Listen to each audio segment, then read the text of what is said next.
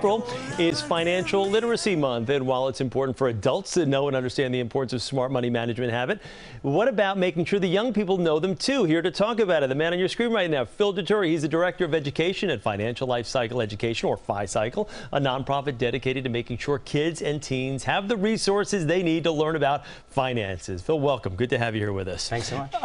April is Financial Literacy Month. We shouldn't be taking the other 11 months off, though. Every month should be financial literacy. But talk to me about FiCycle and exactly how it started, what the approach is. Well, every month is Financial Literacy Month at FiCycle. We are a not-for-profit focused at improving both mathematics and personal finance education. We engage in various activities. We engage in research. We've developed a curriculum that combines both math and personal finance. We've also developed a set of standards that we've recently released this month that helps other educators evaluate other curriculums that might be combining math and personal finance. When was that moment where you said to yourself, you know what, we need to start teaching people, younger people, how to be smart with their money and the value of a dollar before it gets too late and before you know it, they're out of college and they're hundreds of thousands of dollars in debt? Yeah, that's a great question. You know, I was a math teacher for a long time, and everyone who's taught math has been asked the question, when am I going to use this in life? Yeah.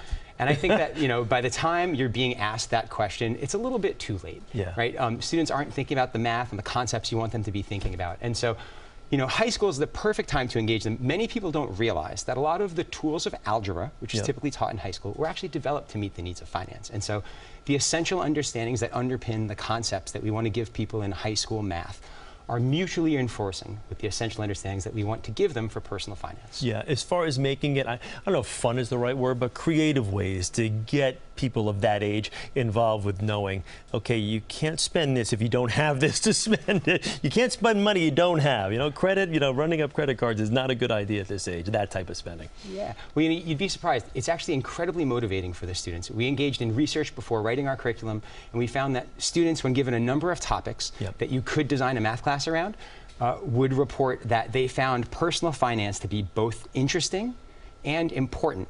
And on our surveys, it would even beat out sports, which was incredibly surprising to me, that kids would think it was more interesting and more important. And when I'm in classrooms and I'm working with kids or I'm talking to principals, it's often the case that I'll have principals tell me things like, you know, often seniors and juniors, they're trying to transfer out of math. Maybe their state, here in New York, we only require 3 years, and kids know that.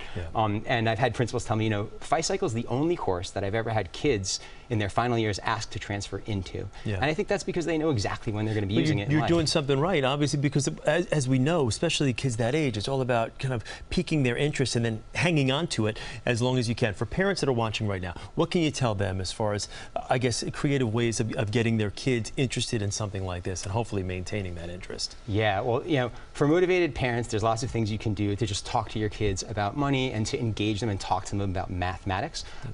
Whenever you're talking about personal finance, it's important that in addition to talking about all of the ideas, you're also thinking about the math that's going to help you make the decisions in that context. Now, the most important thing to probably do is to be really curious about what's happening at your child's school, right? So if you're interested, you can go check out our webpage at ficycle.org, and there we have lots of resources. There's free resources that parents can access, and there's also lots of resources for educators and schools looking to engage their students in this important work. It's great stuff, Phil. Really, congratulations on this. This is talk about lessons that kids need to learn, but that's really great. I want to thank Phil for being here, and we will be right back.